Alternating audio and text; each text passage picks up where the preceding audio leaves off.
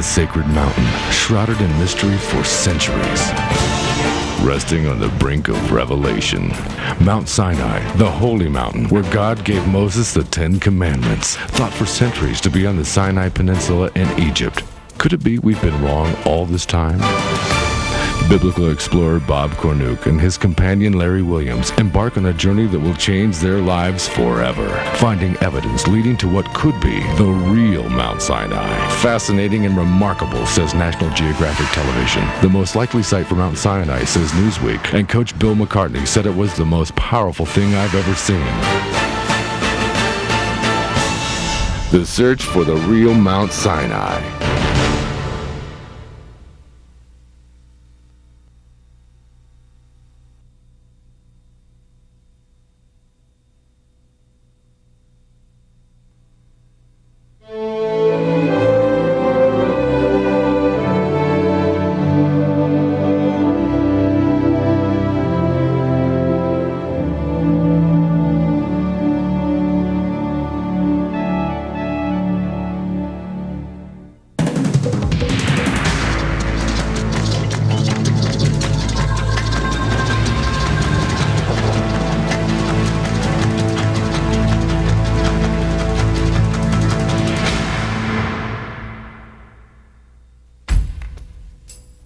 The fate of the lost Ark of the Covenant is perhaps the greatest mystery of all time.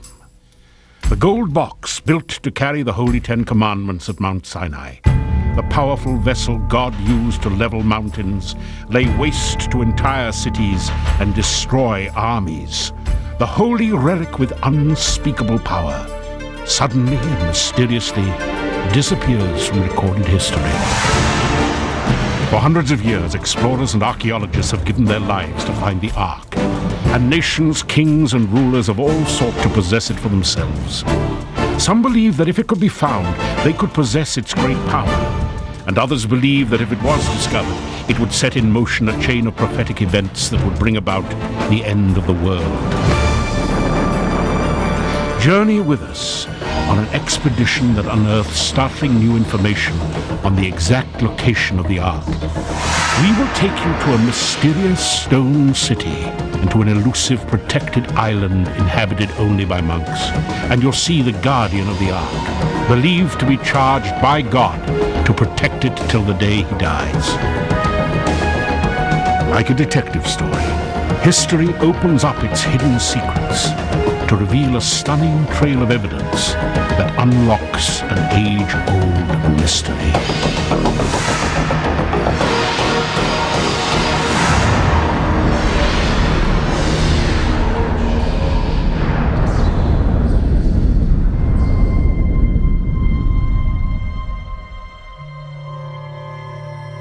It began for me by accident.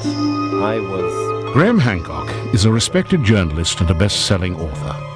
As a correspondent for The Economist, he was assigned to the region of East Africa where his work regularly took him to Ethiopia.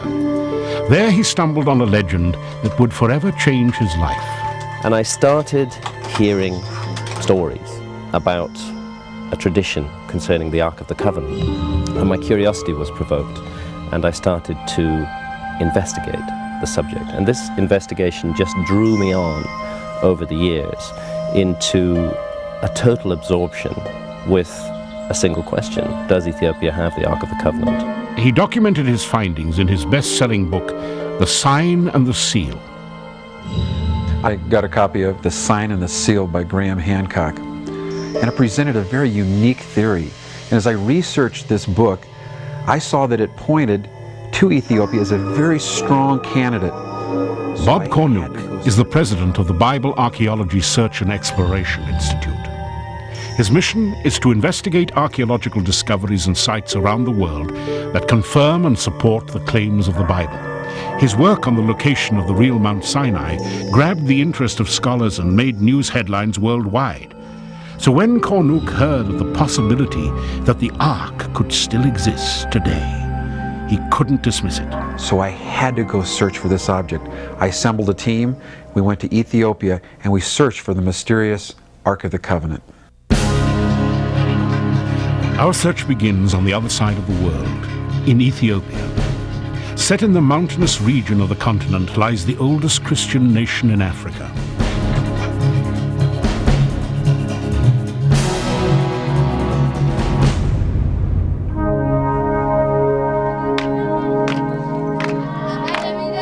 Isolated in its highlands sits the remote, dusty village of Aksum. This village has remained virtually untouched by the outside world for thousands of years, and its people are gracious and hospitable.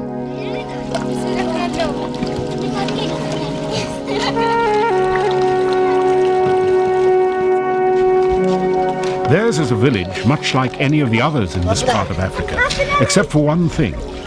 They believe that they possess the most holy relic on earth, the Ark of the Covenant.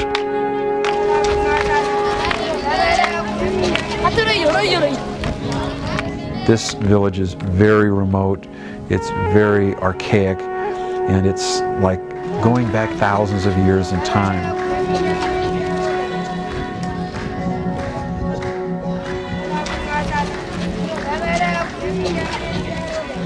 Scholars in general, biblical scholars, historians, academics, don't feel that there's any merit to the Ethiopian claim. I should add that this is largely people who've never been to Ethiopia themselves and really have no idea what the claim is based on, but there's just a feeling on the part of academics that such an important object as the Ark of the Covenant couldn't possibly have found its way to this remote corner of Africa. Those that would doubt the theory of the Ark of the Covenant in Ethiopia have not been in Ethiopia and seen the people worship this object. They are committed. There's over 50 million people that believe that the Ark of the Covenant is there. This isn't just some loose legend that just sprung or came about. I think it has to have some basis in history, because these people have a firm belief that the Ark of the Covenant is there. But why do these villagers believe this? Is it only myth, or is there any truth to their claim? Their legends speak of one of their most famous rulers, the Queen of Sheba, whose beauty captured the heart of the Israelite King Solomon himself. They had a son named Menelik, who, according to their tradition, stole the ark and returned it as a gift to his mother in Aksum. There's huge problems with this tradition, one of the biggest being that the city of Aksum did not exist in the time of Solomon. It did not exist. The archaeology of the site is very, very clear. It's a city that started to be built up from about the 2nd century before Christ, certainly not in the 10th century before Christ. And it was natural of academics to dismiss this story. But the people of Ethiopia don't dismiss it. In fact, they not only believe the Ark rests there today, but they honor its sacred demands and give their lives in serving this holy object. This entire culture reveres its power, and its worship is central to their faith. They worship daily. They migrate from miles around and come every day to this temple, and they give their lives in worship to what they believe to be the Ark of the Covenant. I could see the people wrapped in their white robes, journeying and migrating to the chapel of St. Mary's of Zion, where they would worship. They follow a very old style of Orthodox Christianity.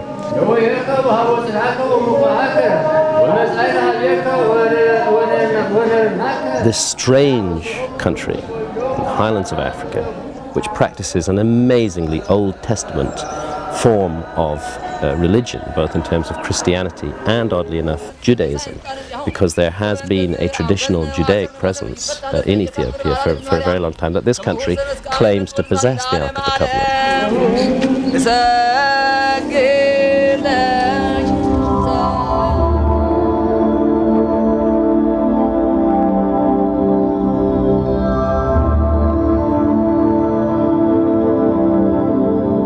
Every single church in Ethiopia, there's more than 20,000 of them, contains a replica of the Ark of the Covenant in its Holy of Holies. And these replicas are so important that if they're removed from the church, then the church is considered to be deconsecrated. The priest, covered by the umbrella, has just been inside the Holy of Holies in a church containing only a replica of the Ark. Even a replica is thought to be so holy that men gather around to be touched and blessed by him.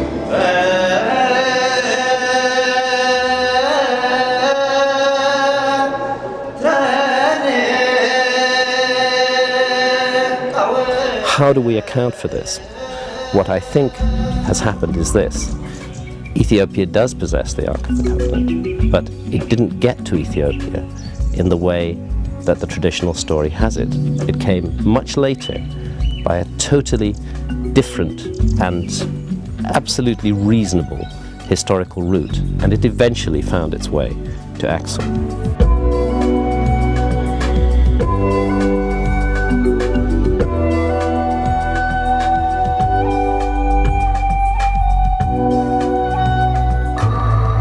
Jerusalem, considered by millions to be the holiest city on earth, politically unstable and religiously volatile, this ancient city continues to this day to be a source of much intrigue.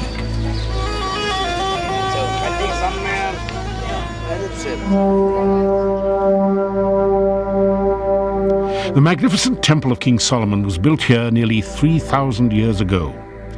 It was arrayed like no other structure on earth, and was central to the worship life of Israel. Now little of its former glory remains. This excavated western wall is one of its last remnants. Known as the Wailing Wall, it attracts Jews from all over the world to offer prayers for a rebuilt temple and a restored way of life. Thousands of prayers are offered on tiny pieces of paper and are placed in this 3,000-year-old wall. They testify to a nation longing to return to worship in the ancient temple and to a hope of a new temple to be built on this holy site. Now, where Solomon's great temple once stood, there rests the Mosque of Omar, the third most holy site in all Islam. This rare footage, gained by special permission, shows its elaborate architecture and imposing design. But below the dome lies the real mystery. This rock was once the highest point in Old Jerusalem. It was once the very floor of Solomon's temple, and in its core was a room called the Holy of Holies. This room was the center of the temple, only accessible by the high priest. In this room, and some say on this very rock, sat the Ark of the Covenant of the Lord. According to the Bible, this was the last recorded location of the Ark. The focal point in the Holy of Holies really was the Ark of the Covenant. But the focal point of the Ark of the Covenant was the mercy seat, that flat spot on top of the lid of the Ark of the Covenant. We know it was the focal point of the Ark of the Covenant because by God's own instructions, that was the very spot, the very place where the cherubim were to focus their gaze, the cherubim that were represented on top of the Ark of the Covenant. The Bible chronicles that the Ark of the Covenant was built at Mount Sinai, the holy mountain where God descended to give Moses the 10 Commandments. It was a wooden box about 4 feet long, 2 feet high, and 2 feet wide. The entire box was covered, inside and out, with pure gold. The lid was a special thick slab of gold called the mercy seat and was crowned by the powerful figures of 2 winged angels called the cherubim. When its construction was complete, it would house the 10 Commandments given to Moses on the top of Mount Sinai, and between the golden cherubim, God's very power would dwell. And it wasn't until blood was sprinkled by the high priest on the mercy seat, on that spot on the lid of the Ark of the Covenant, that God's wrath was satisfied by the blood of a substitute.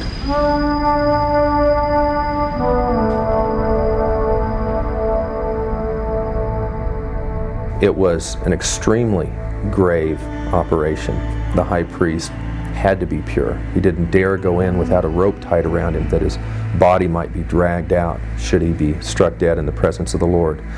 But God in His grace and His mercy provided this means within the law of His wrath being propitiated, being satisfied by blood being sprinkled over the law or above the law. This holy object was so powerful, the Bible records, that it parted the waters of a mighty river, destroyed enemy armies, and if not handled according to God's holy specifications, destroyed those who touched it or who looked upon it. For the high priests of Israel, meeting God's presence at the Ark of the Covenant to atone for sin was central to Israel's worship. Today, Jerusalem is a city that has been thoroughly excavated. As Cornuke walked around the old city of Jerusalem, the remains testified to the hundreds of years of archaeological research. It seemed unlikely that the Ark could still be here. Throughout history, the Ark of the Covenant has been sought after by archaeologists, adventurers, rulers, and kings. Numerous theories as to its whereabouts have surfaced.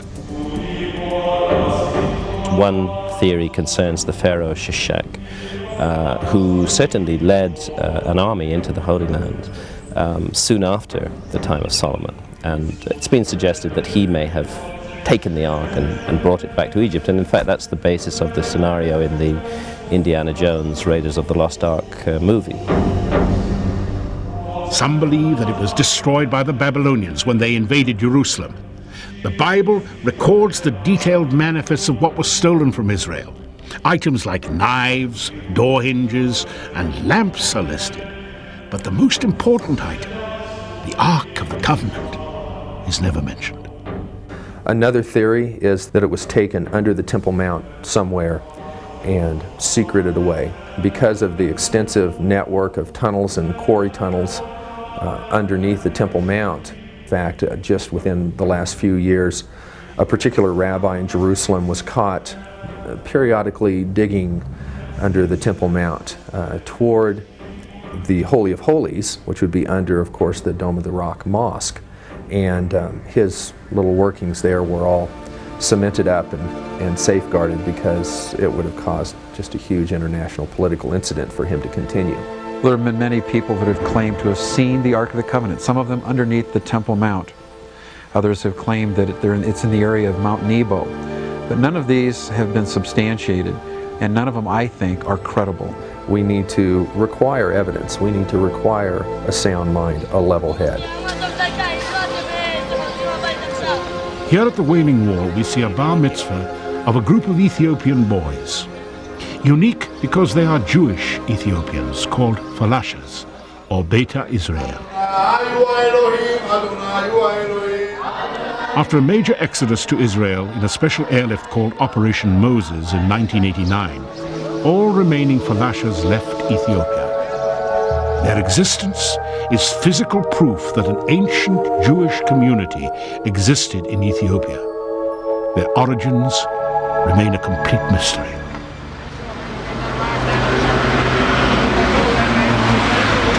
We're doing a documentary. Dr. Sholva Weil is a local scholar and expert on the black Ethiopian Jews. She met with Bob Cornuke at the Hebrew University to discuss them. And here in Israel there are about 65, there are exactly 65,000 Jews of Ethiopian origin living in Israel today. And there's one theory that the Ethiopian Jews are simply descendants of Jews who lived in Egypt and remained there, and then years later wandered further south through Nubia and got to Ethiopia. Bob asked Dr. Weil about the African claim that they have possessed the Ark of the Covenant for some time in Aksum, Ethiopia. Jews all over the world, and other religions too, it's not just Jews, relate to the Ark of the Covenant as a sacred item. There is definitely a very strong legend that Ethiopian Christians possess the Ark of the Covenant.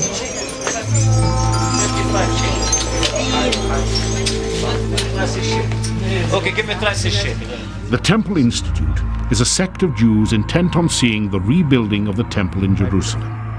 Cornuke wondered if they could shed some light on the Ark's whereabouts. We have no real concrete information. And I can't speculate because I can give you stories, historically speaking, that people have written about and talked about. But to be concrete, to be 100%, comfortable with of giving you honest proof, black and white, it's not available. See, what I needed to find was a viable workable historical route that could have brought the Ark of the Covenant to Ethiopia, and that could have brought it to Axum at a time when Axum did exist. Hancock delved into his research.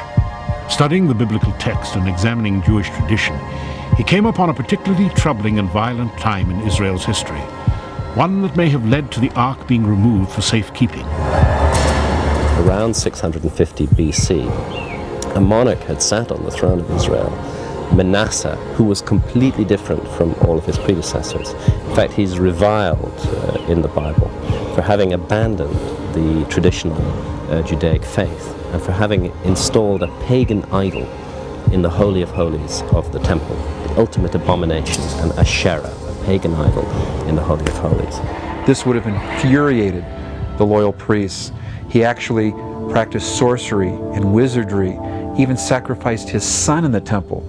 The loyal priests wouldn't have allowed this to happen if the Ark of the Covenant was there. And I talked to many biblical scholars about this matter, and they all agreed that for those priests who were loyal to the traditional ancient religion of Judaism, it would have been completely unacceptable and impossible for the Ark of the Covenant to remain in a Holy of Holies that had been defiled by the presence of a pagan idol, and that there would have been a very powerful motive for the Ark's priesthood to remove the Ark of the Covenant at that time. It would have been taken out to a safe place, somewhere else, away from Jerusalem, away from this king who is evil and wicked.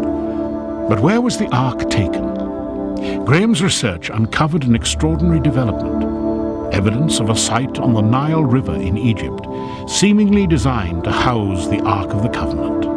A Jewish temple was built outside of Jerusalem during the First Temple period.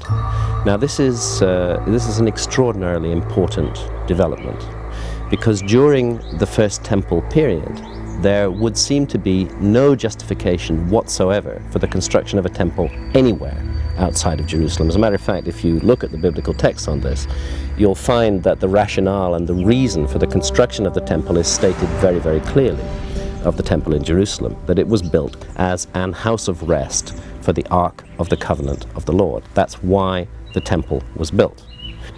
Why in that period is a Jewish temple built on the island of Elephantine in Upper Egypt near the town of Aswan in the middle of the Nile? Why should this happen? What can explain it? Could this be where the priests fleeing Manasseh's reign of terror had gone with the Ark of the Covenant? With Israel in defilement, they may have taken the Ark down the Nile River, seeking a safe place for it to rest. So I began to realize that it might not have been a coincidence at all that a Jewish temple suddenly appeared way off in Egypt on the island of Elephantine. This temple is built, and further investigation showed that it had been built by priests fleeing the reign of Manasseh. Ladies and gentlemen, approaching Cairo Airport. Kindly request to fasten the seatbelts. Thank you. Well, then we traveled south into Egypt, to Aswan, where Elephantine Island is located on the Nile River.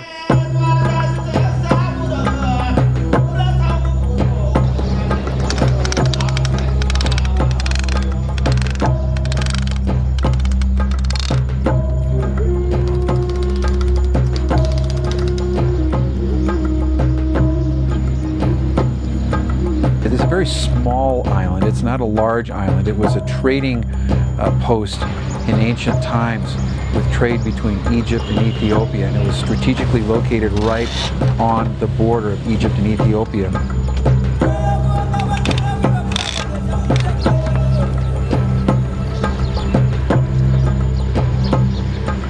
It's a very isolated island on the Nile River. They have right now a museum there. They have ancient ruins, and in these ancient ruins they say that they have found a temple that would have housed the Ark of the Covenant.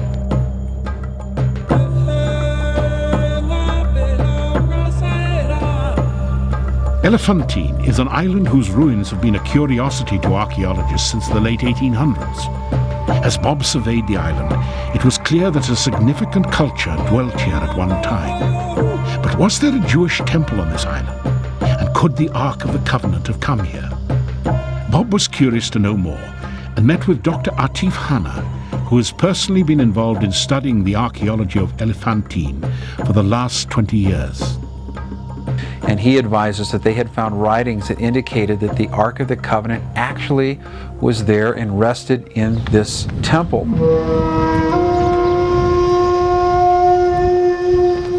A telling discovery was also made here: papyri and pottery shards used for ancient letter writing that had been passed between here and Jerusalem, asking for instructions on how to properly perform the blood sacrifice, a ceremony thought to be unthinkable outside of Jerusalem, and according to the book of Deuteronomy, against Hebrew law.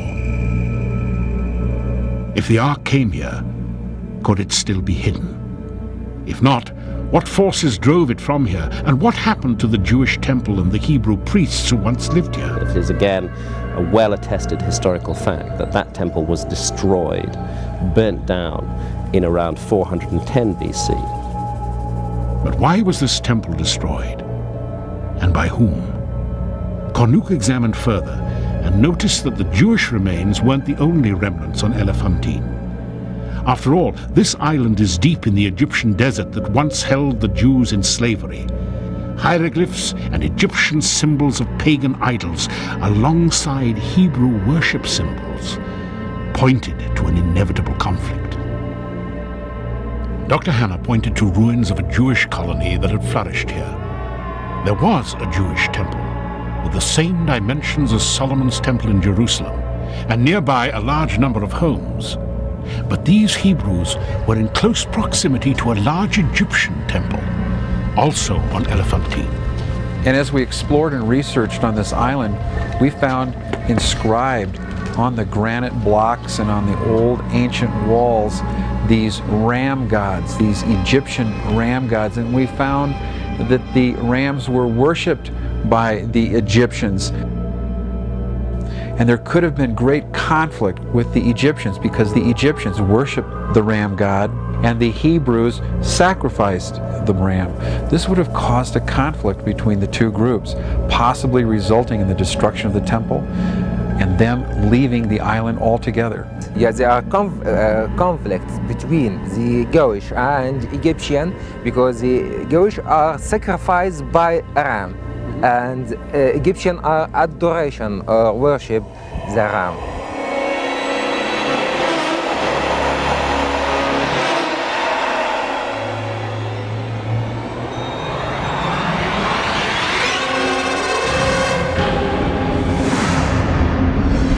There's no evidence that the Jewish community was massacred or murdered at Elephantine. What happens is they just vanish completely from history, and we never again learn as to what happened to them. This conflict led to the temple being destroyed, and the ark once again mysteriously disappears.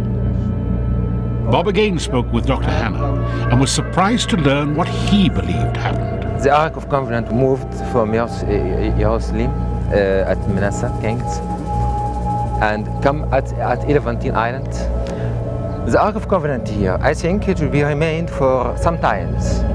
Yes, for keeping at the Jewish temple at the 3rd century before Christ, with some of Jewish community which be here are moved to south to keep it to Abyssinia or Ethiopia in the south. The Ark of Covenant are still until now in that area.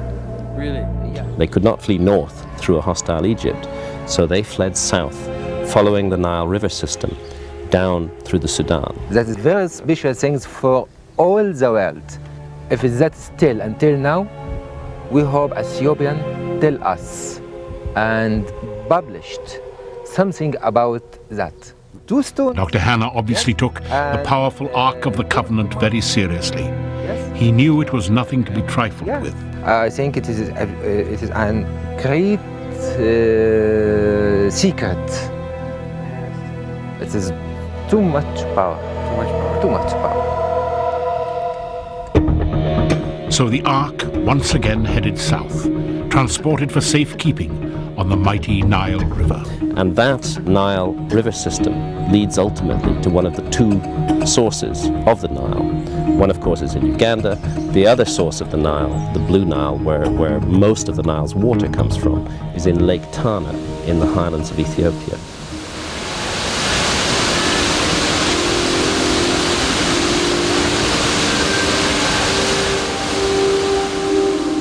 This is the spectacular Blue Nile Falls. And directly above it is one of Africa's largest lakes, Lake Tana. It's like, so Africa. Please take me a minute.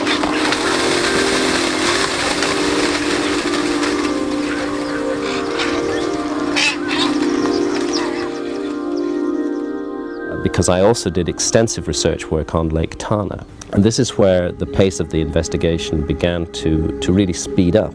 And I found a most curious, remote island called Tana Kirkos.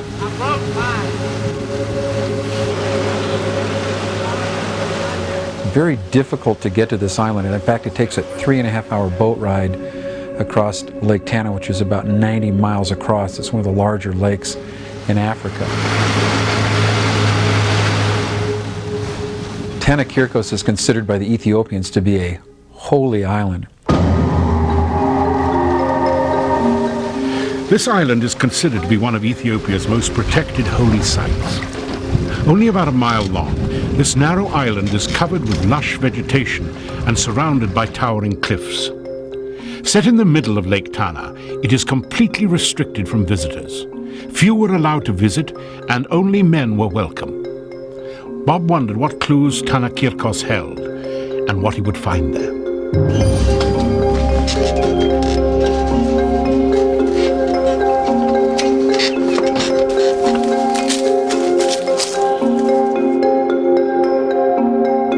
And arrived at this island, we were met by these monks that were dressed in literally rags and had no shoes, and they lived as they did thousands of years ago.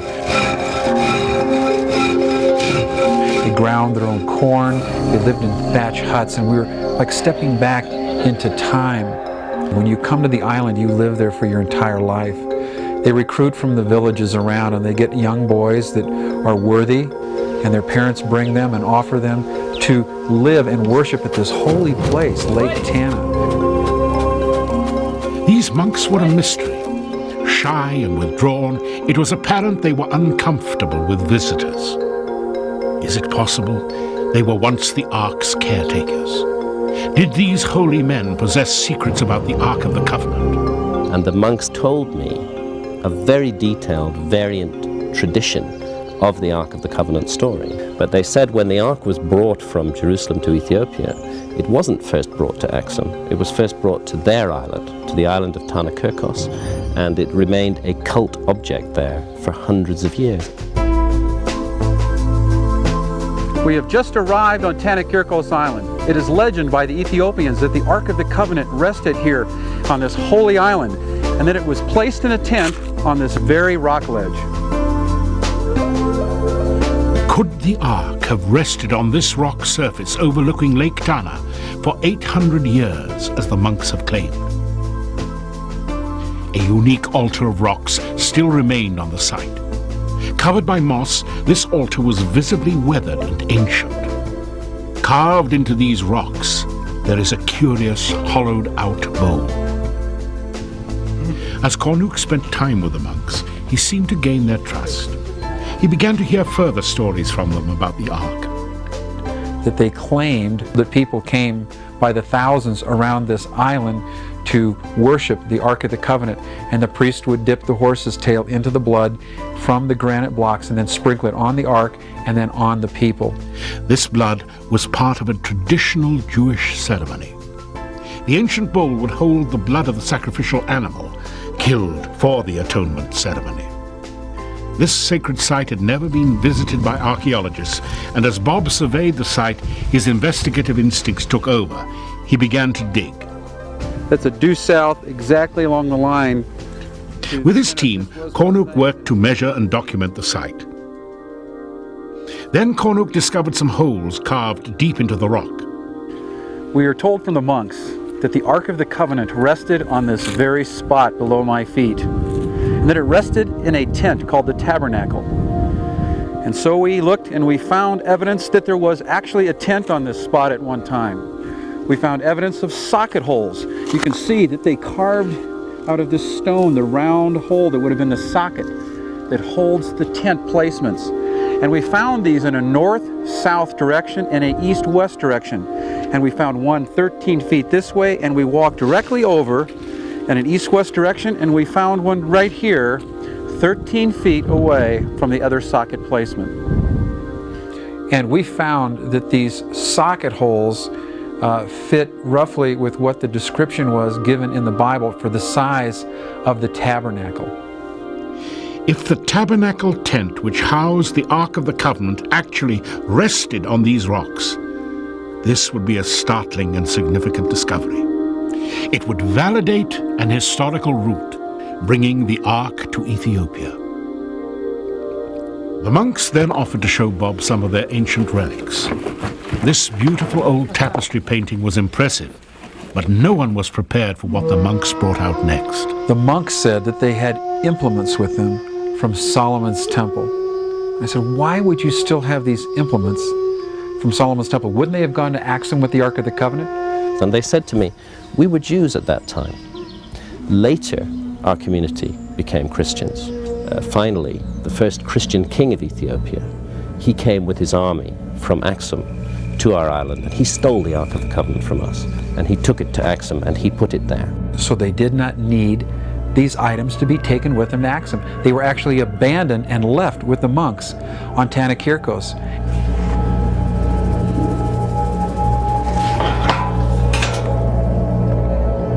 Okay, the monks have brought this bronze, very corroded bowl out. They call this a gomer. They say that they put blood in this during the blood sacrifices, and that someone would stir it to keep the blood from coagulating. It was used in the blood sacrificial services. They tell me that this bowl came from Solomon's temple. If that's true, this would be the only known implement from Solomon's temple to exist in the world today that can be verifiable. The monks brought out a pair of ancient meat forks and said they came from Solomon's temple with the Ark. The monks explained that these meat forks were used to put large pieces of meat on the fire in the burnt offering sacrifice. Each fork was topped with the budding almond symbol, one Bob had seen at other sites in Ethiopia. And this stand is extremely old, very, very heavy. This gomer fits on the top of this stand like this. You can see it's bent from time and wear and just sheer fatigue. But they claim when they became Christian that they did not need these implements any longer because they were involving the blood sacrifice. So with Jesus Christ offering the blood of sacrifice, these were no longer needed in their ceremonies. So they were left with the monks. Where did they get them?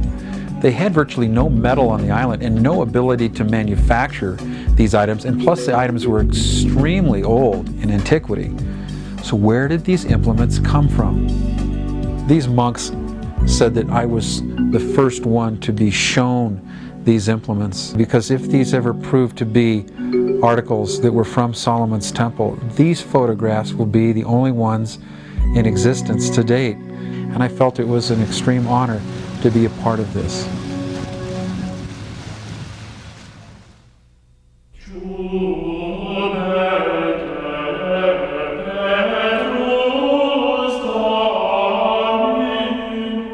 The obsession with finding the Ark of the Covenant has been around for centuries. In 1099 AD, a highly educated and rather mysterious sect took a special interest in finding and possessing it. A very curious group of European knights at the time of the Crusades, the Knights Templar, who were called the Knights Templar because their headquarters was actually on the Temple Mount in Jerusalem, had taken a very special interest in the Ark of the Covenant. And it is believed that they searched for holy objects, that their quest was to find these objects that were very significant in Christian history. Obviously, they would have been searching for the Ark of the Covenant. The background to their presence in Jerusalem is really rather a mysterious one. And it seems that they functioned somewhat like archaeologists in Jerusalem. They actually dug tunnels underneath the Temple Mount. They excavated the Temple Mount. They were looking for something. And some attribute their knowledge and their building skills to building the Gothic churches that we find in France and throughout Europe today. Now in Chartres Cathedral in France, we find a very curious tableau on the north porch.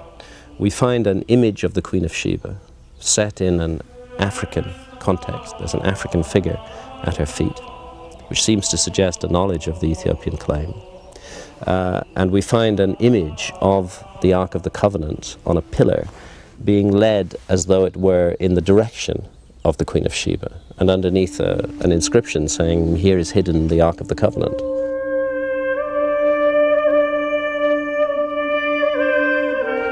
The curious thing is that at exactly the time that the Templars were in Jerusalem, an exiled Ethiopian prince was also in Jerusalem, and his name was Lalibela. And he rather miraculously retook his kingdom, went back to Ethiopia and became king of Ethiopia, and then built a group of the most amazing churches that exist anywhere on the face of the earth, carved out of solid rock in the highlands of Ethiopia at the city that now bears his name, Lalibela.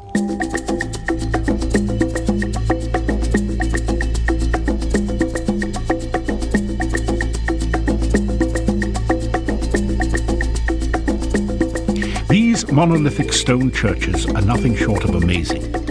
Rising as a testament to great architecture and engineering, they are carved out of a mountain of solid granite. When we arrived at Lalibela, it was one of the most amazing and mysterious places I have ever seen. How were these immense stone churches carved out of one piece of stone? It's a mystery even today. Connecting these churches is a unique underground labyrinth of tunnels and narrow passageways with offset crypts, grottos, and galleries. This place is as ethereal as it is beautiful. The characteristic form of architecture of Lalibela, these rock-hewn churches which are literally cut out of the solid rock, it creates an otherworldly feeling when you go there. And it's almost like stepping through a window back into a lost world where anything is possible. Anything is possible, even the presence of the Ark of the Covenant.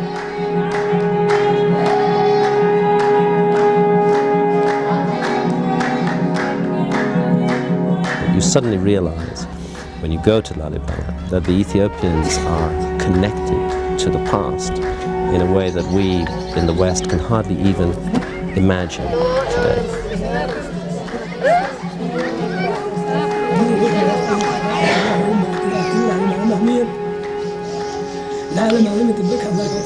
It is not uncommon to find monks here, lifting their prayers to God as they have for centuries.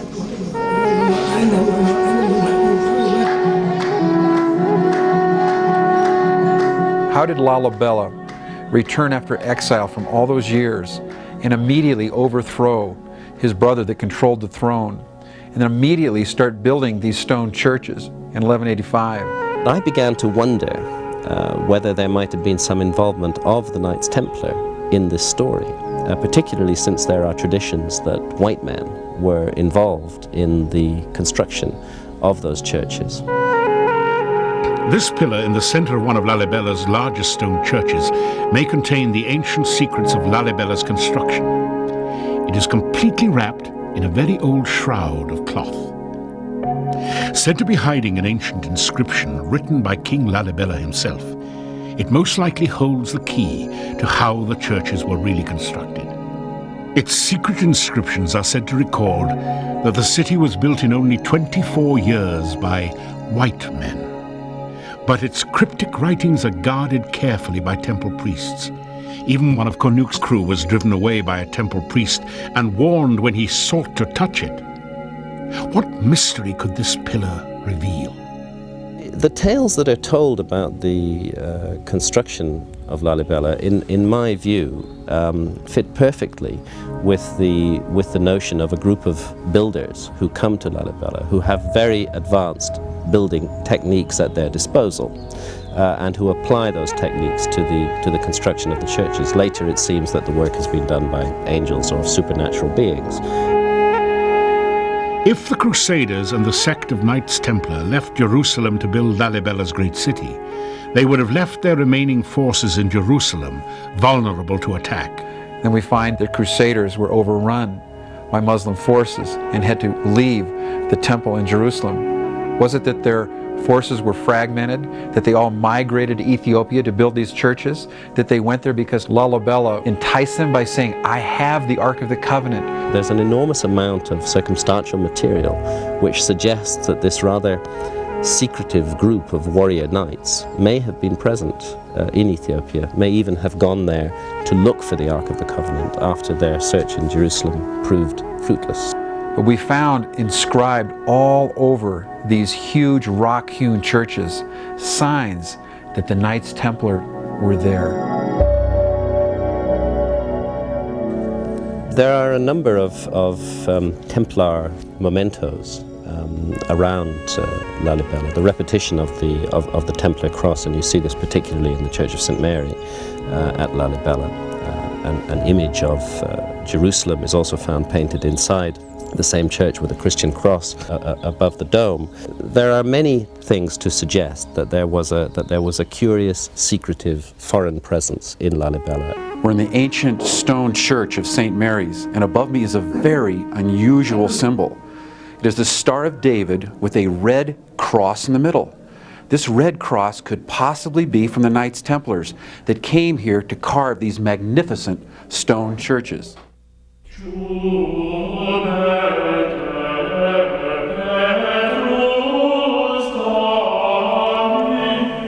This ancient stone wall here has an interesting painting on it. It looks like this is a sword, European in style. It would be very interesting to find out exactly what this could be dated to. And up above here we have what appear to be white men coming with a white cross on a signa. And it'd be interesting to find out exactly what that symbolizes also.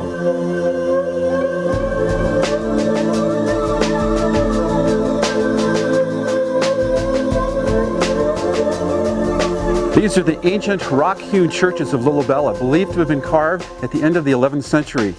And this symbol up here symbolizes the second Jerusalem according to the Ethiopians. And if this is true, it's very interesting because this could be the place that they carved out of stone to house the Ark of the Covenant. Well, the city is a sort of replica or model of the Holy Land of Israel. It has a river Jordan running through it. They have a Golgotha, the Mount of Olives. All these indications that this is a second Jerusalem, the second location of where the Ark of the Covenant should be housed. It's dedicated to representing the Holy City there in Ethiopia.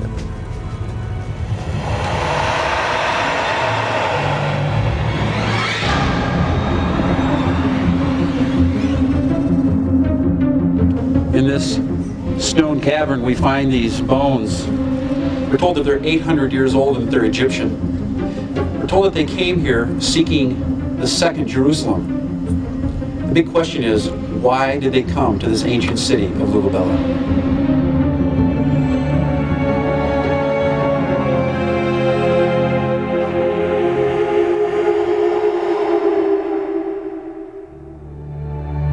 Right in front of us was this immense moat that protected this stone church that rose from this foundation. And we realized then that it was probably an immense, elaborate system of protection to protect whatever it would be inside these churches.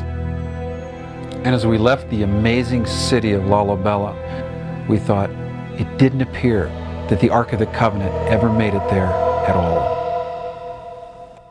Suddenly, all the pieces of the jigsaw puzzle fit together. We have strong evidence that the Ark is gone from Jerusalem before the Babylonian invasion. We have a Jewish temple built hundreds of miles to the south on the island of Elephantine in Egypt with the same dimensions as Solomon's temple. 200 years later, that temple is destroyed, and at more or less exactly the same time, we start hearing of a tradition of the Ark of the Covenant in Ethiopia and on this island of Tana Kirkos on Lake Tana. And the monks there saying that they had the Ark of the Covenant on their island for 800 years before the Ethiopian Christian king came and took it to Axum is the final piece of the puzzle. So Cornuke made his way back to Axum, Ethiopia, to visit the complex where the Ark of the Covenant is said to be housed today. Bob met with the senior monks, who explained. When I met the chief priests and the deacons in Axum, I formed a relationship, and we started a dialogue, and then I started to visit them daily. And home of the Ark of the Covenant. The last resting of the Ark of the Covenant is in Axum. This is the building the Ethiopians say is the final resting place of the Holy Ark of the Covenant. A small building. This tiny sanctuary chapel is the very center of spiritual life in Ethiopia. Worshippers gather around the building to pray, knowing that they can never set their eyes on its holy contents, because they believe they will be struck dead by God's holy presence. The structure was surrounded by a fence, a high metal fence with pointed tips to keep people from going inside, and it seems as if they want to protect this object for a long time. At one time, Axum was a mighty kingdom. It was the capital of a great kingdom, and we can see the monuments there today that are just lying about as testimony to this great civilization. This enormous rock-hewn pillar, or stele, was once the largest piece of rock ever quarried on Earth. It is part of the ruins of old Axum, which testify to the powerful dynasty and civilization that once was the Axumite Empire.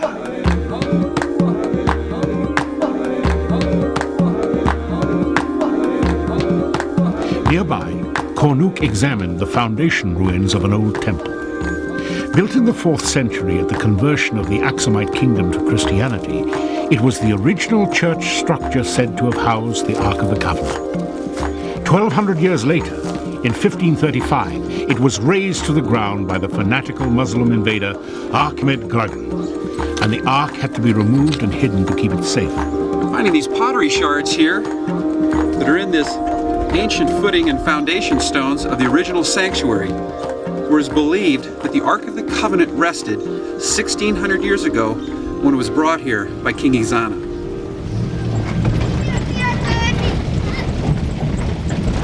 Cornuke began his search and investigation of Axum and the surrounding areas. His first stop was a ruin with a recently discovered ancient stone monument, retelling Axum's great history as a powerful dynasty.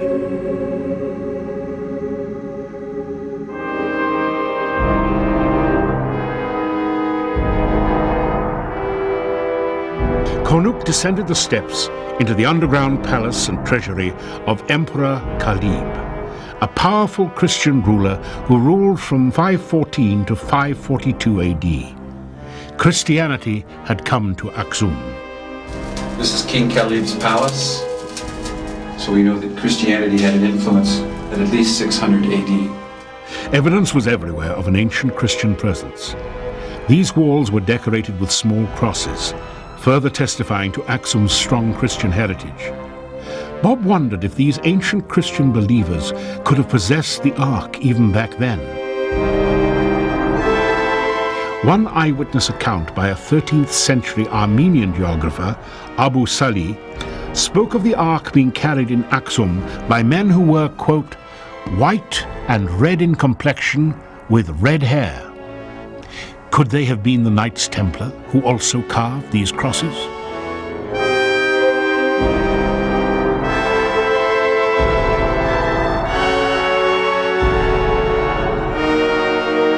Bob had heard of a unique carving not far out of town, carving of a lion, and with it a Templar cross. This possibly carved by the mysterious knights themselves. Bob wanted to see for himself. This lion had a very distinct European design, and the neighboring cross was certainly a Templar cross.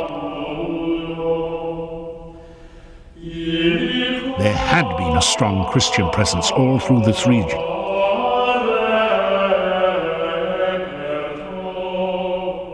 I had a chance to meet with the deacons at the church and some of the monks and the elders at the church. And we spent a long time talking about the Ark being there. They are totally convinced that the real Ark of the Covenant is in the chapel in Axum. Cornuke knew it was a distinct honor to meet this council. They controlled the destiny of the Ark of the Covenant. And after hearing of Cornuke's discovery of Mount Sinai, they invited him to meet with them to discuss their claim and their plans for the future. There was one question, however, that Bob had to have answered. Are they ever planning to reveal the Ark to the world, or will it remain hidden forever?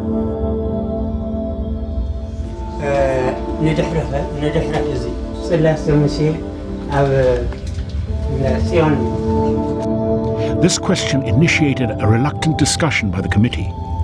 After a moment of deliberation, the head priest's answer was very clear and absolute. So the Ark of the Covenant will be hidden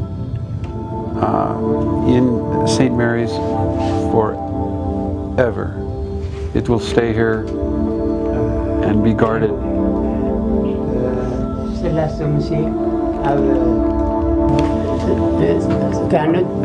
Cannot be given order or given answer by this committee about the Ark of the Covenant. We will wait as it is. We are not able to change anything from what had been before. The power of tradition in Ethiopia is very strong, and if a place, a particular part of a church, has been roped off and obscured from the eyes of ordinary people for hundreds of years, you can be certain that it's going to continue to be obscured from people's eyes for hundreds of years to come. This is a matter on which the Ethiopians are extremely firm and extremely strict. There's only one man who's allowed to see the Ark of the Covenant, and he is the monk who is appointed as the guardian of the Ark, and they see him as a direct line descendant of the high priest of Jerusalem. The unique opportunity we had was that we were invited to have a meeting with the guardian of the Ark, and he led us to the gates, and the guardian walked forward and talked to us. The guardian, the 30th in Axum's history, is the only man in the world allowed to set his eyes on the Ark of the Covenant. Chosen for his absolute purity, his priestly duty is to protect and care for this holy object. Within the confines of this fence, he will spend the rest of his life as the Ark's guardian. He can never leave. They're not trying to sell themselves as the owners of the Ark of the Covenant to anybody. They don't care if the outside world believes them or not. It's a matter of supreme indifference to them. They know that they have the Ark of the Covenant. They don't need to persuade anybody. There's a calm dignity and surety about these people. And I was told by one of the priests, who I become friends with, Barani Maskal, he told me that there was an old man who was a chief priest in the area for 50 years, that he actually, on 2 occasions, was allowed into the temple, and his eyes looked upon what he says is the Ark of the Covenant. And we visited this old man at his house. It's believed to be over 100 years old. This is Kashe Jeves. He was the chief priest here in Axum for many, many years, and considered to be the leading scholar about the Ark of the Covenant here in Axum. Has he ever seen the Ark of the Covenant in St. Mary's of Zion Church? ንሶም ኣብ ስልጣን ኣብ ዝነበሩሉ ግዜ ይኹን ኣብ ኣክሱም ኣብ ዝነበሩሉ ይኹን ይፈልጡ እዮም እዩ ዝብል Yes. Yes, he has. He has. Could he show me in size what he believes the Ark of the Covenant, how long it was, And how tall it was? ቁመቱ ክንደይ ይኸውን እዩ ዘሎ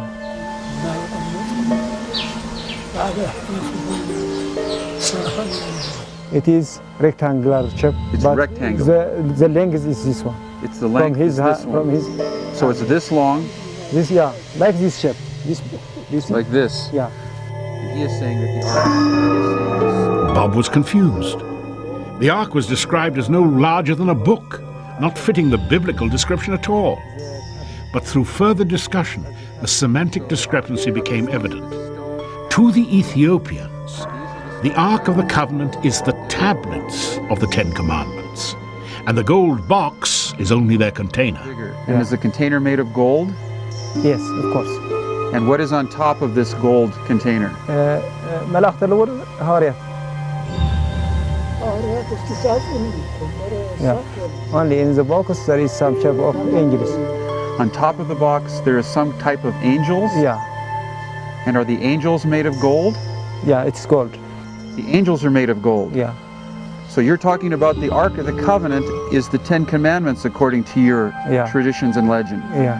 And these Ten Commandments are the Ark of the Covenant, but they're contained in a bigger gold box with angels on the top of them? Yes, yes. And he has seen this big gold box? All he's seen it, everything. He has seen everything? Yeah. And it is afraid of it. He is afraid of it? Yeah, afraid of it. When he become near, he become shaking. And it is changeable when you look at it. It changes when he looks at it, and when he looked at it, he was Your shaking. eyes like this, He was like afraid. Like it was like a mirror? Yeah, changeable. It changes. Yeah, he said.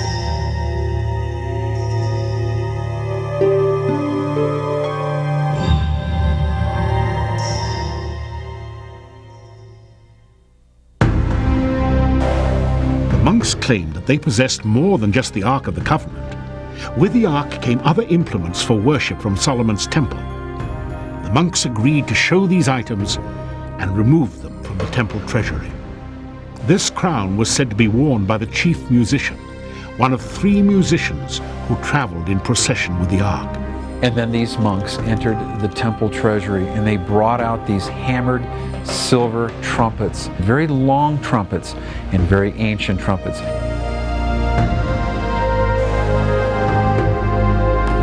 And we see that in Scripture that it says in Numbers 10 verse 1, the Lord said to Moses, make 2 trumpets of hammered silver and use them for calling the community together and for having the camp set out. These discoveries seemed remarkable.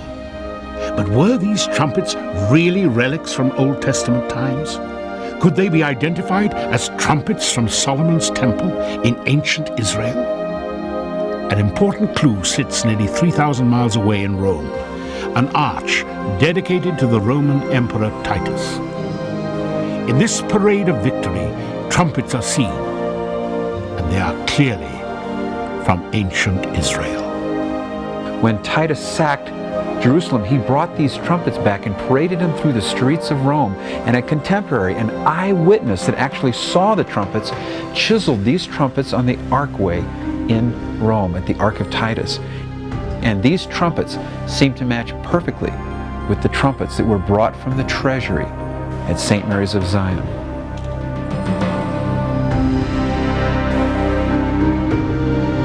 Let's suppose that there is some firm independent corroboration that the Ark of the Covenant is actually in Ethiopia. What the effects of such a corroboration outside Ethiopia may be remains to be seen. We can only speculate what the response would be to the discovery of the Ark of the Covenant outside of Israel. I believe that the population at large within Israel, whether religious or non-religious, would consider that to be clearly their property. Hidden away, out of sight of the world, in the highlands of Ethiopia may just be the best possible place on earth for this object to be. We live in very volatile and troubled times. A return of the Ark of the Covenant to Jerusalem at the moment would have explosive political and religious implications, which could ultimately lead to an attempt to build another temple in Jerusalem, and there are people who would like to do that. If somehow the Ark of the Covenant were ever to emerge, it would be a tremendous impetus for the construction of the Third Temple in Jerusalem. That, I think, is the most significant aspect of the Ark of the Covenant. Not saying that that somehow would overcome the fact that the Temple Mount is occupied by 2 mosques of Islam, but it would be a tremendous impetus for the construction of the Third Temple in Jerusalem. Everybody has a plan for another temple. We have to know how people can come together and work out hostility and anger and misunderstanding and learn how to live together so that a temple can be built. Such an event would cause chaos in the Middle East if it were to happen. So maybe it's a good thing for the world, just the best thing that could possibly be, if the Ark of the Covenant stays where the Ethiopians say it is, within their control, and there, as they always tell us, by the will of God. Maybe they're right.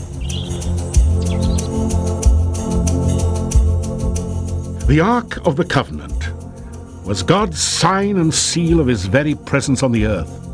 The 10 Commandments contained in the Ark are said to be written by the finger of God himself, and their words challenge us to this very day.